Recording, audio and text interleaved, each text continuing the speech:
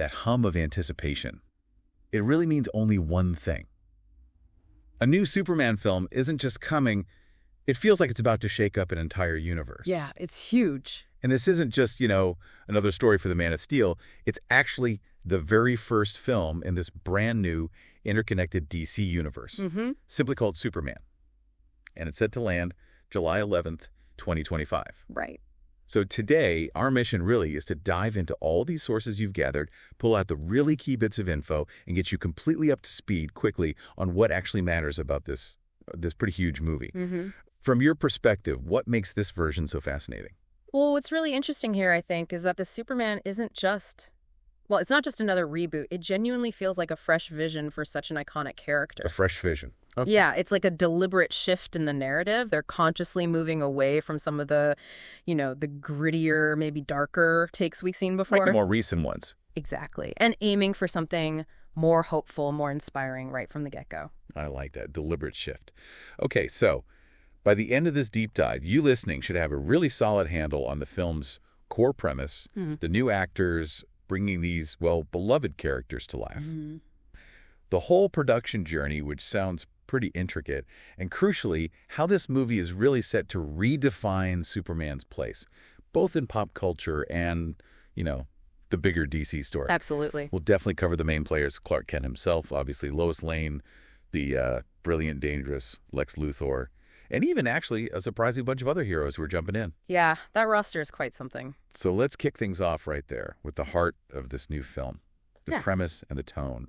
What are the sources really telling us about how this Clark Kent handles his Kryptonian heritage versus his, human upbringing in Smallville? And how does that tone really set it apart?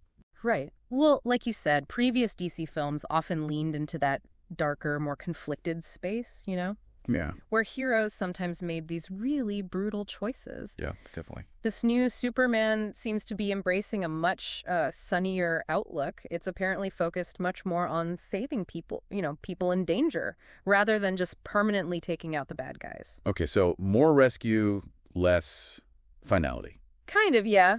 But that's not to say it's without struggle. I mean, there's that shot in the first trailer where he's bleeding from the mouth, which suggests, he's not invulnerable. Right, there's still stakes. Definitely. Yeah. But the overall look, the aesthetic, it feels brighter, more aligned with classic comic book sensibilities. Yeah. And, well, there's even Krypto, the superdog. Yes, Krypto. Which, really emphasizes that lighter, more classic comic book feel. It's interesting, though, how that vulnerability is still there, even with the sunnier vibe. It feels maybe more mature, a more mature take on it. That could be it, yeah. Finding that balance. You mentioned Krypto, and we'll definitely circle back to him. But first, let's talk influences. Because James Gunn has been pretty open about what shaped his vision here. What are the key comic sensibilities he's drawing on? That's a great point, yeah. Gunn has specifically pointed to Grant Morrison and Frank Quitely's All-Star Superman, that 12-issue series. A classic. Absolutely. Now, he says it's not a direct adaptation, but the sensibility. Especially the idea of Lex Luthor being almost like a mad scientist sorcerer, where science is his sorcery. That was apparently hugely influential. Interesting way to put it. Science as sorcery. Right. And a key theme in All-Star Superman is, seeing the good in people and helping them see it in themselves, which really implies a more hopeful, inspiring kind of hero. That fits the tone you described. Exactly. And beyond that, he's apparently pulled specific bits and pieces, narrative threads from other classics like Superman, Birthright, the Brainiacs storyline from Action Comics, even the old Fleischer Studios animated shorts. Wow, the Fleischer shorts. They have such a distinct look. Yeah, he said they really shaped the visual and narrative feel, so a real mix of influences. Now, this film, yeah, it isn't just a fresh start for Superman, is it? It's designed to be the launch pad for this whole new DC universe. That's right. We're talking, what, an 8 to 10 year plan? Essentially a soft reboot of the old DCEU. What does that actually mean for the future of DC movies? Yeah, this is pretty crucial if you're trying to track DC's screen future. The promise from the co-CEOs, James Gunn and Peter Safran, is basically that everything from Superman forward will be canon and will be connected. Okay, so Superman is day one. Pretty much. Now, they are using some actors from previous projects, but it sounds like very selective retention. So, like, Henry Cavill is definitely out as Superman. Right.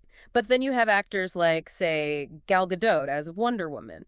They were never formally announced as being out, even though her Wonder Woman 3 apparently got scrapped. Huh.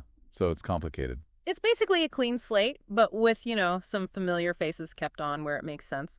But the main story continuity, that starts fresh with this film. So not a total wipe, but yeah, very intentional for a start. Okay. I know one major piece here is this concept of Elseworlds. For anyone maybe not deep in the comics, Right. what does that mean for the DCU? How will we know what's what? Right. Elseworlds.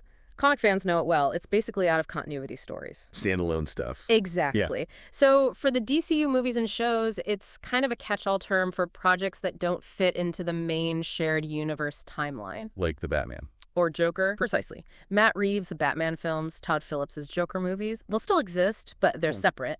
Outside this new continuity, the main DCU will get his own Batman later in a film called The Brave and the Bold. Oh, okay. And the crucial thing is they've promised it'll be clearly labeled so fans can understand what's part of the main story and what stands alone. It's just a way to manage all the different takes on these characters without, confusing everyone. That transparency. Yeah. That seemed like a really smart move. Yeah. Definitely needed. Okay, let's talk about the new faces stepping into these massive roles. David Corenswet, he's taking on Clark Kent's Superman. What have our sources really highlighted about his portrayal? How does it define this new Man of Steel? Well, Corenswet's Superman is apparently around 25 years old in the film, so he's more established than, say, a teenager, but still younger than the previous DCEU version. Okay, sort of in his prime, but still figuring things out. Something like that. James Gunn described his Superman as the embodiment of truth, justice, and the American way, but, and this is key, kindness in a world that thinks of kindness as old-fashioned. Kindness is old-fashioned. I like that angle. Yeah. And he's apparently becoming successful, both as a journalist and as a superhero. But there are new things in his life, like being madly in love with Lois Lane and also befriending other superheroes who maybe think he's a bit naive. Ah, so new dynamics challenging him. Exactly. It leaves him feeling unbalanced, apparently, really exploring that internal struggle, reconciling the Kryptonian heritage with his adopted home. That's a really fascinating balance. Kindness is this, almost retro superpower, but he's still emotionally figuring himself out despite all his physical power. Right. I know Corenswet mentioned drawing inspiration from Christopher Reeve's posture for his Superman. Yeah. Did he have any other unique takes on Clark's side of things? He did, actually. He apparently also modeled Clark Kent's voice and demeanor on his own brother-in-law. Really? How so? He described Clark as this big presence who is desperately trying to be as small as possible and as quiet as possible. Wow, that perfectly captures that internal struggle, doesn't it? A giant trying to blend in. Yeah, it really highlights that feeling of a powerful being trying so hard to fit into a normal human world. Okay, moving on to the Daily Planet's other star reporter, Lois Lane, played by Rachel Brosnahan. What can we expect from her dynamic with Clark in this film? Brosnahan's Lois is described as fiercely intelligent and feisty. Sounds about right for Lois. Totally. And their chemistry on screen is reportedly, palpable. Gunn highlighted a specific 12-minute interview scene that apparently really showcases it. 12 minutes, just them talking. Seems like it. And the dynamic between them was apparently influenced by classic films like His Girl Friday. Ah, the screwball comedy vibe. Yep. Fast-talking, witty. Exactly. Aiming for equal matches with a longing romance and that kind of witty comedy. It suggests a really dynamic, engaging central relationship. That sounds amazing. And there's even a hint that this Lois might actually know Clark's secret from early on, which would add a whole different layer to how they interact. Oh, interesting. That His Girl Friday influence. That feels like a really refreshing take for Lois and Clark. Okay, then there's Superman's arch-nemesis, Lex Luthor, portrayed by Nicholas Hoult. What makes this Lex distinct from the Gene Hackmans or Kevin Spaceys or Jesse Eisenbergs we've seen? Well, Hoult's Lex is the CEO of Luthor Corp, naturally. And his hatred for Superman seems to stem from this deep-seated belief that the Man of Steel, he has all this power to do anything, but he doesn't use it in line with Luthor's own vision for humanity. So it's ideological, not just jealousy. It sounds like a mix, maybe.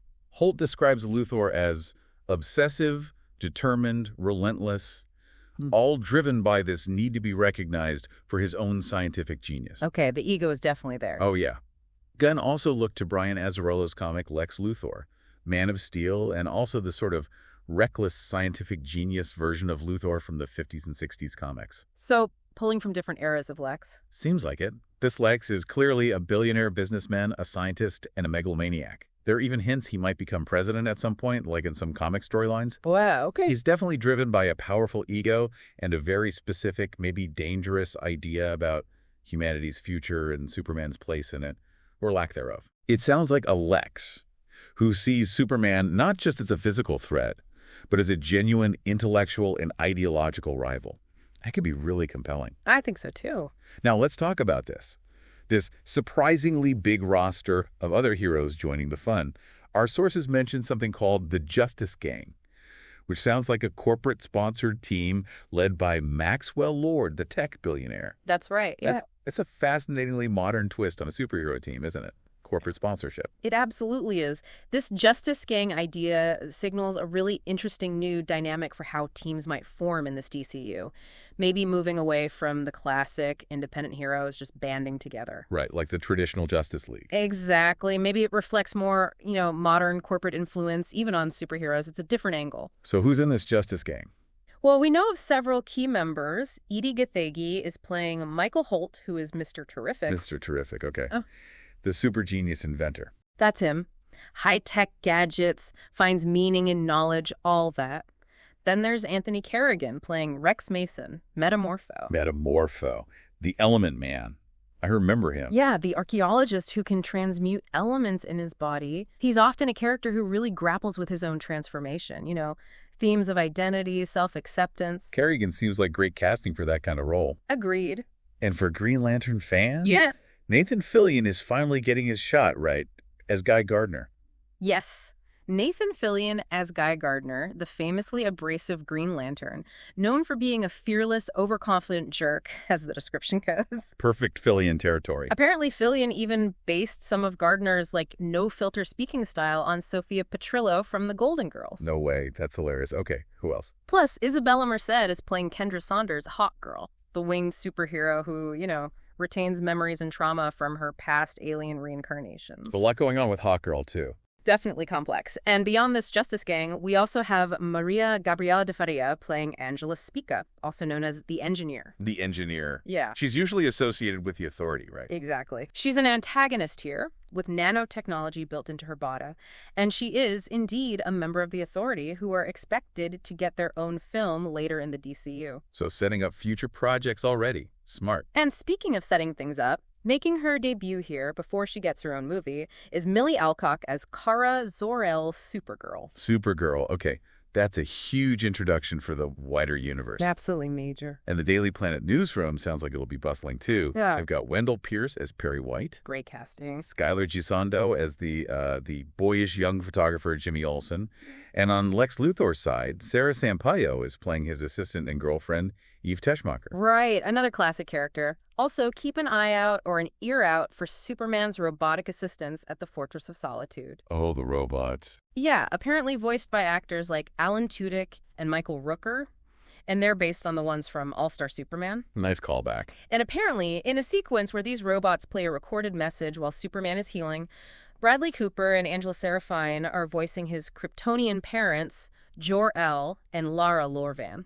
Wow, big names for voice roles, Jor-El and Laura. Yeah, quite the cameo potential there. Okay, last but definitely not least, a character many fans are super excited for, Krypto the Superdog. Yes, He's mostly CGI, I assume. Primarily visual effects, yeah. But apparently inspired by James Gunn's own dog, Ozu. Ozu. Yeah, who Gunn described as a not-so-good good boy in real life, which apparently shaped Krypto's role a bit in the story. Huh. A mischievous superdog. Maybe. But this will be Krypto's first proper live-action film appearance, which really, again, cements that more classic, maybe slightly lighter comic book feel. It really does. Okay, so beyond Lex, who seems like the primary human antagonist, do the trailers hint at bigger threats, more cosmic ones? They definitely do. We see this giant cosmic entity. Looks very much like Solaris, the Tyrant Son. Solaris, also from All-Star Superman, right? That's the one. He's basically this sentient evil son, embodies uncontrolled power, often becomes this incredibly destructive force, sometimes aligns with villains like Luthor. So a threat that challenges Superman on a completely different scale, not just earthbound. Exactly, a universal scale. And then there's this other figure, seen in a black costume, full face mask, who seems able to go toe-to-toe, punch for punch, with Superman. Oh, who could that be? The implication, or at least heavy speculation, is that it might be Ultraman. Ultraman, the evil Superman from an alternate universe. That's the theory. It would fit the idea of introducing a darker reflection of Superman himself. Wow. Okay, so potentially multiple big threats. Now, the journey to this film, it's been a bit of a long and winding road, hasn't it? Stretching back to like plans for a Man of Steel sequel with Henry Cavill that kind of fizzled out after Justice League. Yeah, the whole period was messy. What does that path from those stalled projects to this new vision tell us about DC's strategic shift? Well, the really decisive shift came in October 2022. That's when James Gunn and Peter Safran were appointed co-CEOs of the newly formed DC Studios. Right, the big leadership change. Exactly. And they very quickly started developing this big interconnected plan, that 8 to 10-year plan we mentioned, for a whole new DC universe. And a new Superman film became, like, priority number one. Makes sense to start with Superman. Totally. Gunn was revealed to be writing it in December 2022, and the focus was clear. A younger Superman, but one who wouldn't need a full origin story retold again. Thank goodness for that. Right. So it signals a really strategic move to build a cohesive universe basically from scratch, but with a very clear creative vision leading the way this time. The film was originally called Superman. Legacy, wasn't it? Announced back in January 2023. That's right, Superman Legacy, with that July 11th, 2025 release date, which, fun little fact, is actually James Gunn's late father's birthday. Oh, wow. That's a nice touch. Yeah. Gunn then confirmed he would direct it the following March. He talked about feeling this emotional connection to the character's struggle, being caught between his aristocratic Kryptonian parents and his adoptive Kansas farmer parents. That core duality again. Exactly. So from a production standpoint, where did they actually bring this whole vision to life? Well, principal photography kicked off on February 29, 2024, which, fittingly enough, is Superman's recognized birthday in the comics. Nice timing. They filmed up in Svalbard, Norway, presumably for the Fortress of Solitude scenes. Makes sense. Arctic landscape. Yeah. Then primarily at Trilith Studios in Atlanta, Georgia, with quite a bit of additional location filming around Georgia and also in Ohio. Cleveland and Cincinnati stood in for Metropolis, I believe. Ohio pulling double duty for Metropolis again. Seems so. And the film actually wrapped filming in July 2024. Which feels like a relatively quick turnaround for a massive blockbuster like this. Yeah, that suggests a pretty efficient production process. The reported budget for Superman. I've seen figures around $225 million net, though some reports mention a much higher gross budget before tax credits and things. Yeah, budgets are always tricky, but it's definitely in that top-tier blockbuster range, a major investment. So after filming wrapped in July, what were some of the key things happening in post-production that shaped the final film? We'll see. Well, standard stuff like pickup shots, of course, but then massive amounts of visual effects work. You've got top studios involved, Framestore, ILM, Weta FX, making sure it has that huge blockbuster scale. The best in the business. Absolutely. And the music, the score is being done by John Murphy. He worked with Gunn before on the Suicide Squad. Okay, so there's existing chemistry there. Right. And crucially, Gunn confirmed that the score will feature a new version of John Williams' iconic Superman March theme from the 1978 movie. Oh, wow. They're using the Williams theme. They are. Gunn called it one of the greatest scores ever and said it was important to acknowledge it, kind of harken back to past versions while still creating something new. That's fantastic news for fans. That musical nod, it really ties into that whole blend of classic and fresh elements you mentioned earlier. Exactly. It feels very intentional. The marketing for Superman has also felt pretty deliberate, rolling out strategically over time to build that anticipation. What were some of the biggest beats that really got people talking and gave us glimpses of the film's direction? Yeah, it's been a slow burn. We saw the Win S shield, the logo reveal, back in February 2024. That had a visual look kind of similar to the Kingdom Come comic, which got people speculating about the tone and aesthetic. Right, the thicker shield. Then in May 2024, that first look image of David Corenswet actually in the costume dropped. That confirmed the return of the classic red trunks, the briefs. Trunks are back. Big news for some fans. Huge news. And the image also had him pulling on his boot with something maybe ominous happening outside the window, sparking more talk about the film's threats. Teasing the danger. Exactly. Krypto got his own little reveal poster in October 2024, time for Adopt a Shelter Dog Month, which was a nice touch. Clever tie-in. Then a motion poster came out in December, featuring this slowed-down, almost electric guitar version of the Williams Superman March. Oh, I remember that. It sounded epic. Yeah, and that led right into the first teaser trailer dropping the same day, which apparently just exploded online. Over 250 million global views in its first 24 hours. Wow. 250 million. Yeah, it made it the most viewed trailer debut ever for DC or Warner Bros. In that time frame. Huge numbers. That's an incredible start for the trailer. And didn't the film even do something with the Puppy Bowl? It did. They co-sponsored Animal Planet's Puppy Bowl, presenting a Crypto Super Play Award. More clever marketing. Huh. Love it. Then the official trailer landed more recently in May. Right, and that one was really praised for showing off the action, the humor, and actually seeing more of the supporting DC characters we talked about. Giving a better sense of the ensemble. Exactly. Yeah. And it also highlighted some interesting questions, like the ethics of Superman intervening in a foreign war and whether his actions truly represent, quote-unquote, American values in today's world. So not shying away from some complex ideas either. Seems like they're trying to balance the hopefulness with some real-world resonance. Okay, so the film is scheduled for international release July 9th, 2025, then U.S. and China on July 11th. That's right. And it'll be shown in all the premium formats, IMAX, Real D 3D, Dolby Cinema, the works. And it's officially the kickoff film for the DCU's Chapter 1, which is titled Gods and Monsters. Correct. It is the inaugural film for Chapter 1, Gods and Monsters. So yeah, it's setting a very high bar, and a lot is riding on it for what comes next. No pressure then.